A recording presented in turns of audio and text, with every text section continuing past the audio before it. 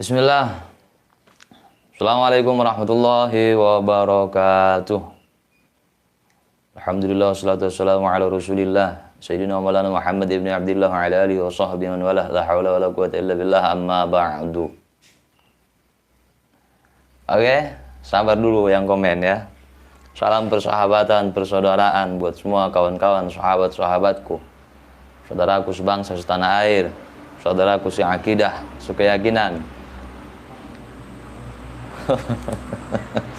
Semoga kita senantiasa sehat selalu ya. Senantiasa dalam lindungan Allah Subhanahu wa taala, istiqamah iman dan Islam, istiqamah di atas jalan yang benar. Amin ya rabbal alamin. Salam buat semua teman-teman yang hadir. Mohon maaf saya tidak bisa baca komentar satu persatu. Waalaikumsalam warahmatullahi wabarakatuh untuk semua salamnya dari awal sampai akhir. Terima kasih buat semua kehadirannya. Demikian dari saya.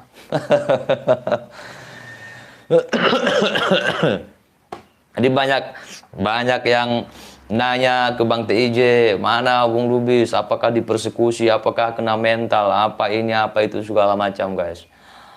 Mohon maaf karena lama tidak muncul ya ikhwan, karena ada sedikit kesibukan ya, sedikit aja nggak banyak-banyak. Bentar ya, kita guys cari posisi yang pas dulu ya, sampai lupa di mana posisi biasa. Mohon maaf, izin merokok ya.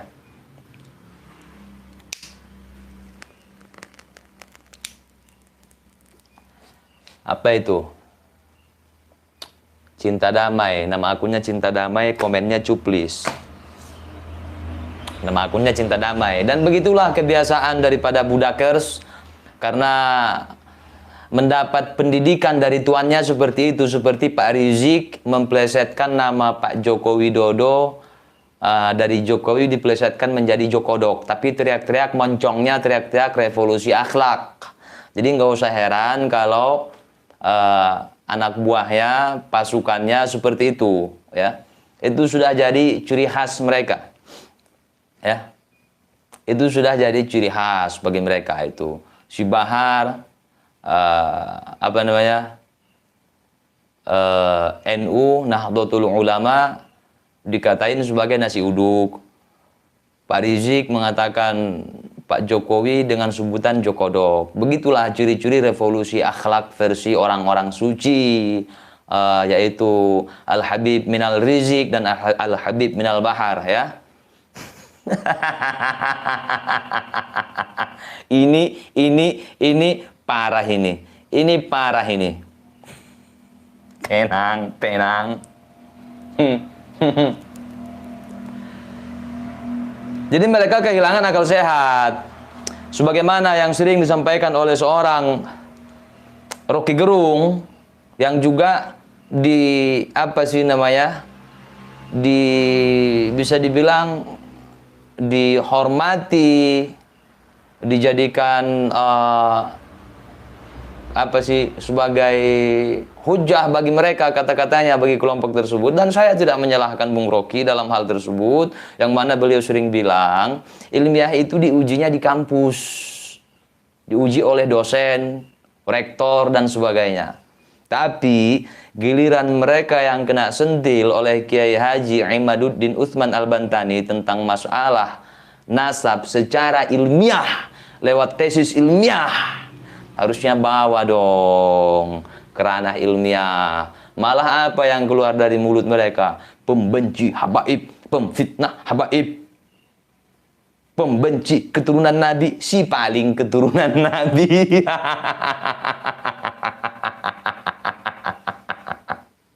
Anjay. Kehabisan argumen. Kata Rocky Gerung, orang yang tidak bisa berargumen akan melakukan sentimen. Dan sentimen itu yang membuat emosi. Kalau argumen nggak akan emosi. Itu. Tuh.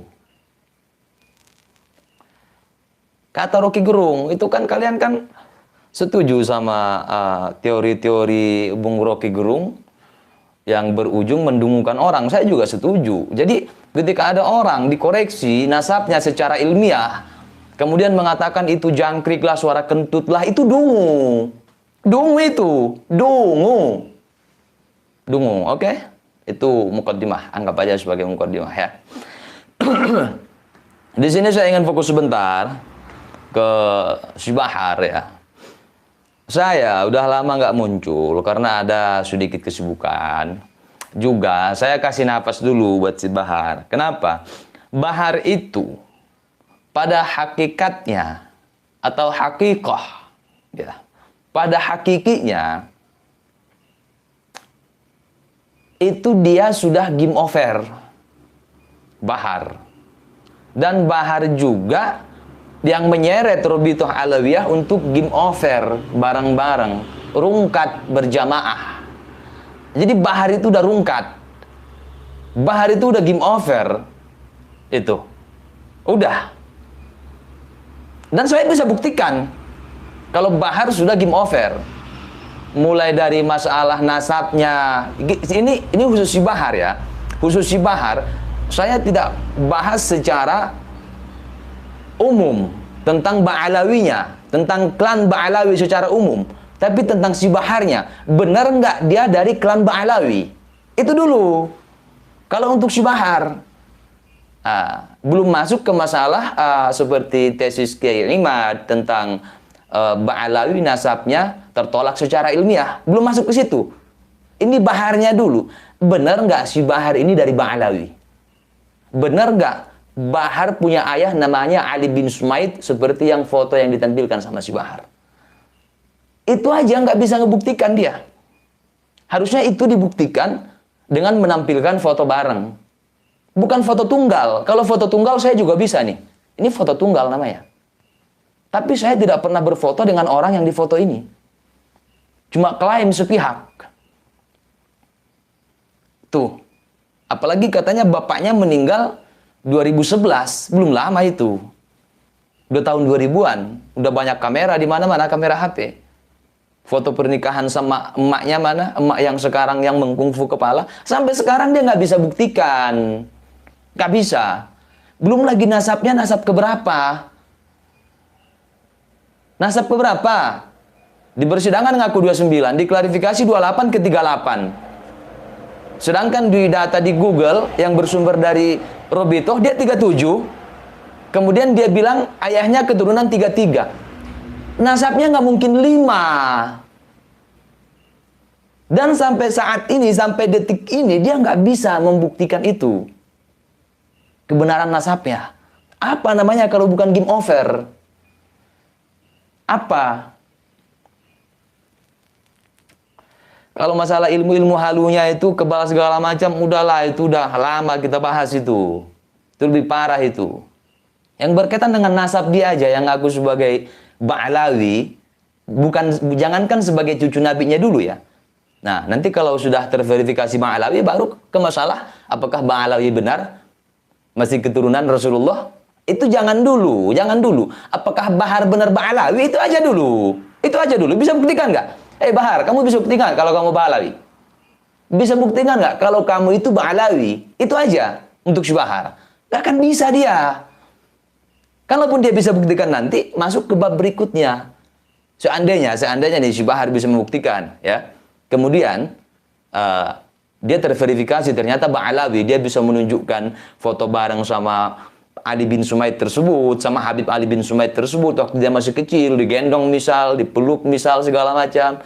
Foto pernikahan Habib Ali bin Sumaid dengan ibu dia yang sekarang, Isnawati Ali tersebut ada. Intinya dia bisa membuktikan itu semua, kemudian fix dia Ba'alawi. Misal, baru masuk, apakah Ba'alawi masuk keturunan Nabi? Jadi Bahar ini tanjakannya ngeri, ngeri, udah game over duluan dia. Gitu. Terus ada yang komen, tapi kok Robitoh diam gitu. Maka saya nggak percaya Robitoh. Mereka takut sama Bahar.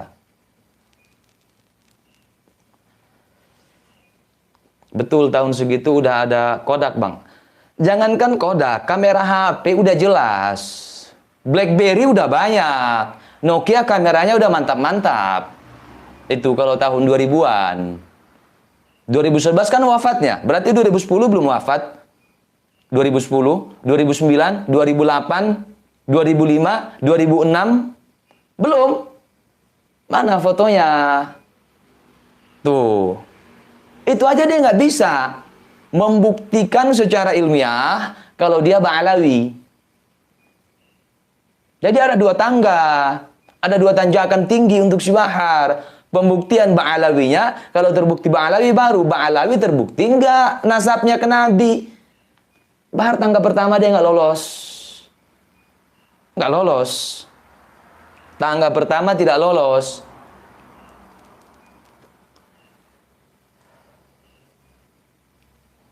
Foto ceramah di Papua, iya bang.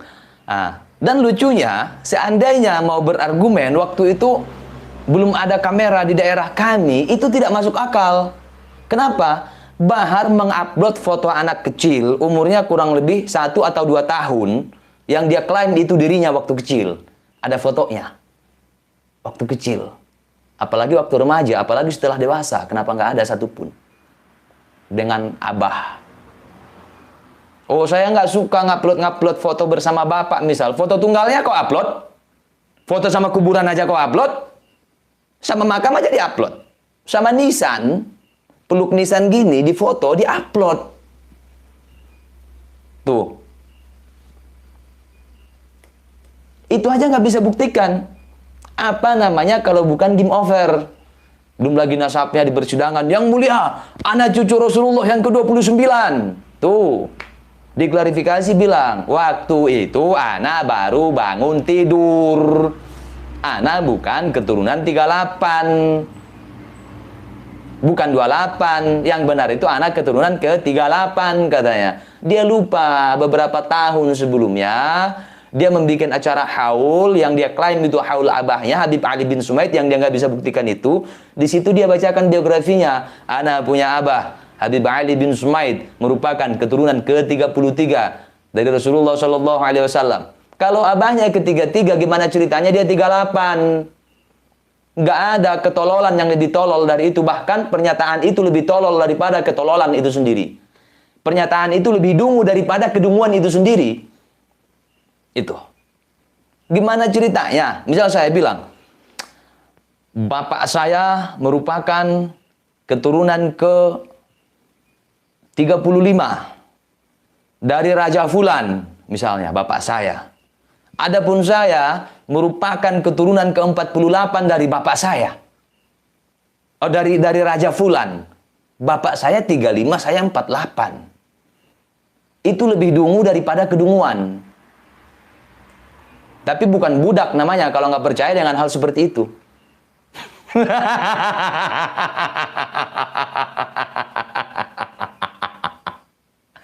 Allahu Akbar. Tuh. Sampai detik ini, nggak bisa untuk membuktikan, nggak bisa untuk menampilkan kebenaran yang sebenarnya. Nggak bisa. Game over udah. Hanya saja, kenapa nggak berhenti, kenapa nggak mengaku dan seterusnya? Karena si Bahar punya ilmu kebal. Kan dia tunjukin di kontennya. Ilmu kebal. Nah, kalau kita bahas kebal dalam bahasa Indonesia, maka yang harus kita buka adalah KBBI, Kamus Besar Bahasa Indonesia.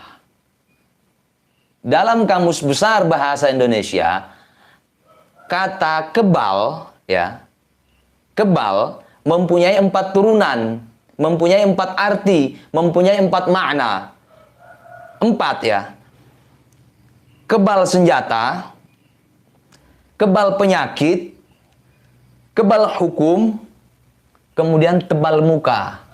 Tebal muka itu masuk kategori kebal dalam Kamus Besar Bahasa Indonesia.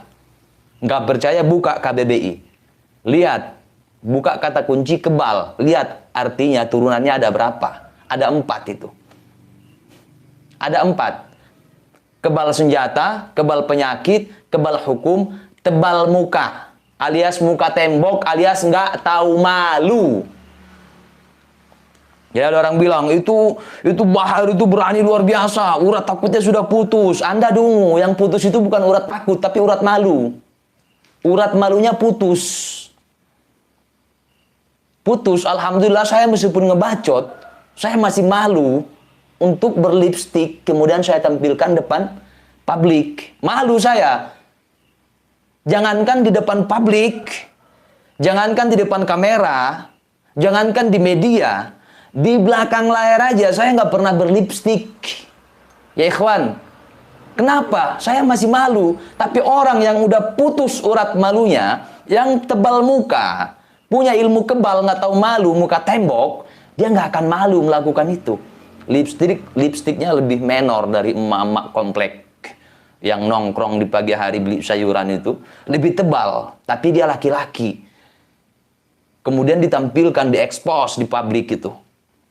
Apa namanya kalau bukan kebal dengan turunan nomor 4, kategori kebal nomor 4. Kan saya bilang dia udah game over. Udah, bukan overdosis ya. Udah game over, hanya saja tidak tahu malu, kebal alias tebal muka.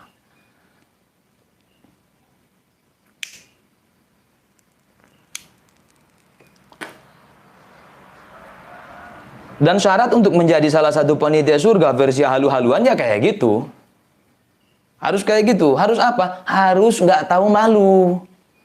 Walaupun banyak statement-statement halu, ya. Ada yang memadam api neraka lah, ya. Melebihi pemadam kebakaran. Ada yang mi'raj, entah berapa puluh kali, 70 kali sehari mi'raj. Gitu.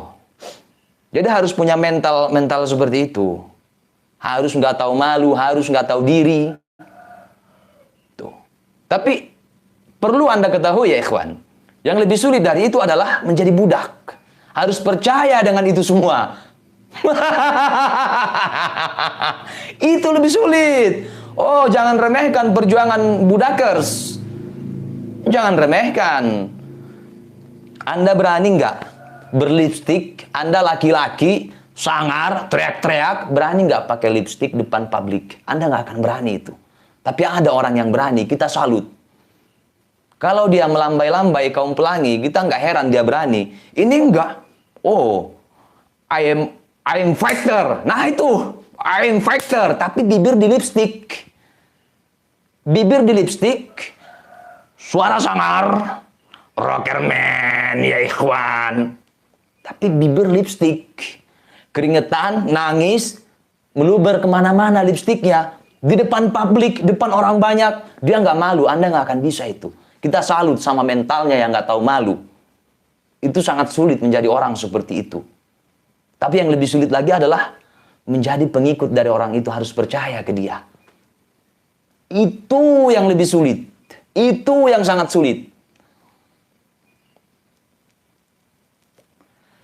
Jadi kalian jangan anggap remeh dengan perjuangan budak. Oh jangan anggap remeh. Jadi budak itu nggak segampang yang Anda bayangkan, ngap.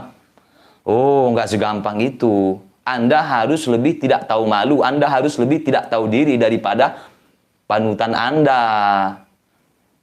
Itu. Anda harus pintar ngeles. Anda harus pintar cocok logi tanpa menggunakan otak. Otak Anda harus tersegel. Harus orisinil. Harus original. Karena kalau otak Anda digunting pita, itu dipakai, maka Anda akan lepas dari jerat itu. Gitu loh. Misal Anda punya majikan, punya tuan, bibirnya dimerahin, Anda harus bisa ngeles. Itu dia lagi ngobatin bibirnya yang kering, retak, pecah-pecah segala macam. Anda harus berhusnudzon, berbaik sangka.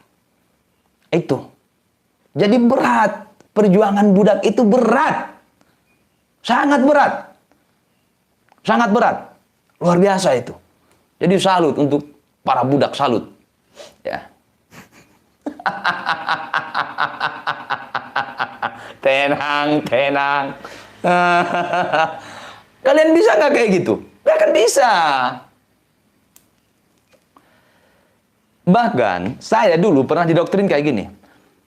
Kalau ente lihat ada zuriyah Nabi, ya, ada anak cucunya Nabi, ada Habib yang nggak benar. Habib itu kayak ahwal juga. Ada yang baik, ada yang taat, ada yang alim, ada juga yang jahil, yang awam, bahkan yang maksiat ada juga. Hatta yang maksiat ada. Kalimatnya kurang lebih seperti itu.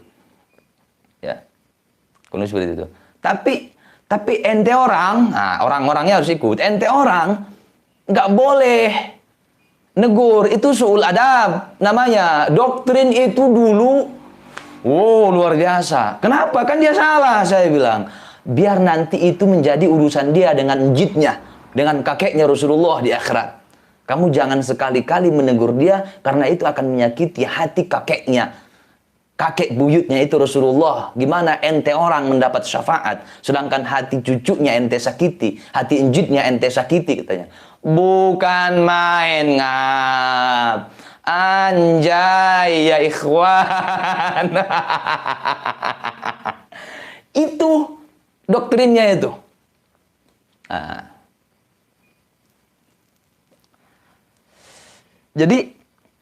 Jadi budakers itu sekaligus jadi ahwal sangat berat. Sangat berat. Dan saya nggak mampu, maka saya pilih jalur merdeka. Saya mau merdeka zahir batin. Saya manusia merdeka. Dan saya tinggal di negara yang merdeka. Saya bukan budak yang tinggal di negara terjajah. Itu. Jadi jangan sepelekan perjuangan mereka, Ngap. Luar biasa itu, ya.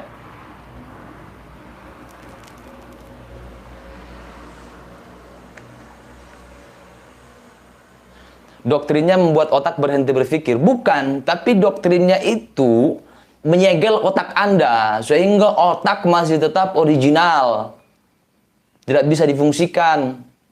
Itu husnuzon. Ada darah dagingnya Nabi di situ. Di dalam tubuh kami mengalir darah datuk kami. Para habaib. Di dalam tubuh kami mengalir darah suci Rasulullah. Gitu.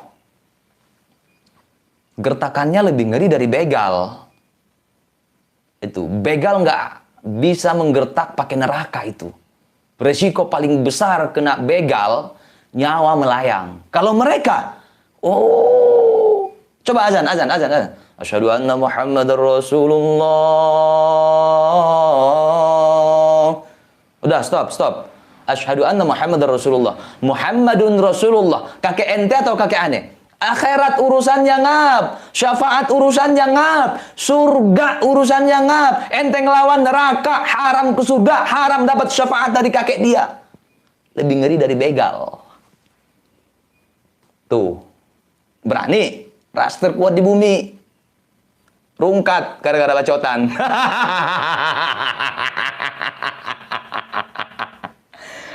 Ras terkuat di bumi, Ngap. Kelompok terkuat di bumi, Ngap. Dengan 7 juta umat, saudara, mengepung istana presiden, saudara.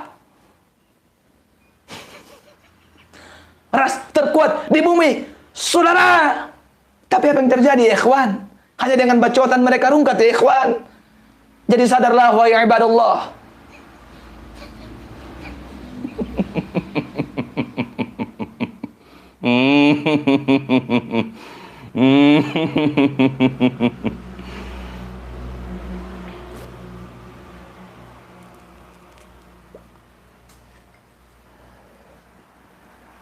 Apa ini bentar ya?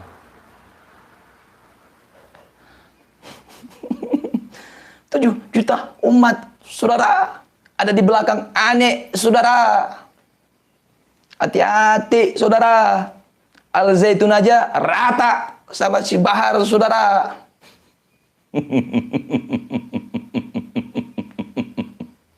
Kasihan saya lihatmu, wahai Tuan Putri. Kembalilah ke kayangan. Di dunia ini banyak orang yang usil.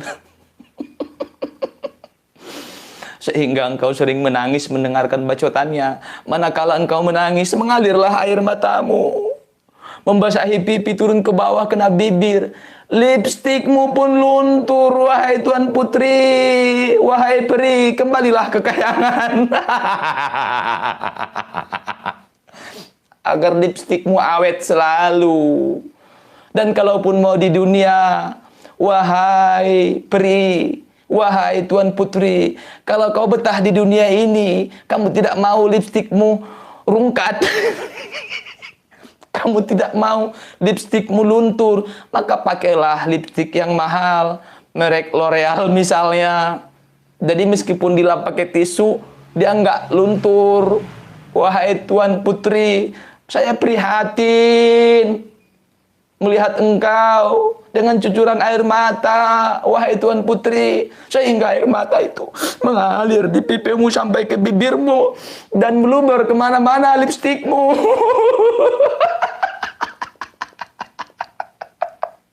Goblok sih ya. Aduh, rungkat ngap, rungkad.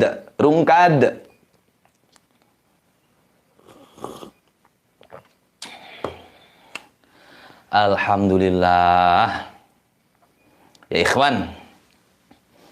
Begitu saudara. Aduh. Gara-gara ngerok ini. Rockerman. Tapi meskipun gitu kita masih dalam keadaan sehat walafiat. Alhamdulillah. Nah kira-kira itu yang dapat saya sampaikan.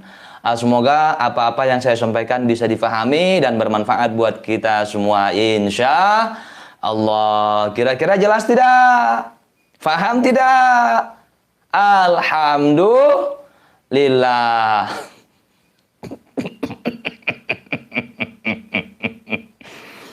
Kalau bukan karena enjit kami, mungkin ente-ente orang masih menyembah pohon, masih menyembah batu. Berkat kakek-kakek kami, ente-ente orang tidak menyembah pohon, tidak menyembah batu, tapi menyembah baliho, saudara. Berdiri tegap. Ada baliho.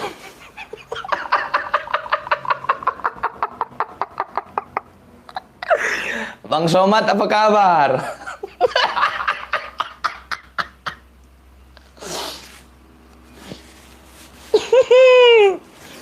Sehat kawan. Bang Abdul Somad Batubara sehat bang. Mainkanlah tesis ilmiahnya bang. Anda ini profesor. Dan mereka nggak rungkat begitu saja. Jangan diam-diam baik bang. Abangku Abdul Somad Batubara. Terganteng. Salam semesta. Kalau Anda tidak mau merespon saya, nggak apa-apa bang. Karena saya kan YouTuber jelek, hidung pesek, kulit hitam, badan kurus kering. Gitu, nggak apa-apa, jangan respon saya. Respon YouTuber-YouTuber ganteng aja, atau yang akademisi lah. Karena saya bukan akademisi. Saya nggak ada S1, S2, S3, segala macam. Nggak perlu itu. Kalau saya, bukan nggak mau. Ya, bukan nggak mau. Tapi saya nggak perlu itu. Gitu bang, jadi silahkan abang respon aja kayak Kiai Imaduddin. Nah itu kan akademisi, Mesir juga itu, pernah juga di Mesir. Anda juga pernah di Kairo, Azhar University. Gitu-gitulah kalau misal dengan saya yang ahwal ini tidak level karena saya kurus kering hitam jelek gitu. Ya, hampir lupa saya. Salam khusus buat abang andaku tercinta Ustadz Abdul Somad min Riau. Ya. Pak Rizik gimana? Udah nongol belum? Udah dekat pilpres ini, nongol lah.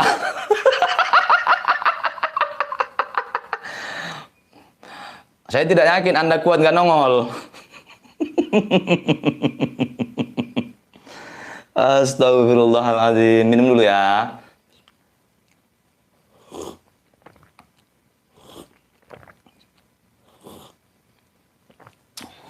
Apa mau umroh lagi? Jangan dulu, rekor yang kemarin aja belum ada yang bisa mengalahkan. Oh ya, mohon maaf untuk sahabat-sahabat semua yang tadi saya lupa. Salam buat semua sahabat-sahabat Firza Mania. Ya. Oke? Oke, terima kasih atas semua kehadirannya. Terima kasih atas segala perhatiannya. Mohon maaf atas segala kekurangan. Astagfirullah li wa li walidayya wa lakum. Assalamualaikum warahmatullahi wabarakatuh. Rungkat.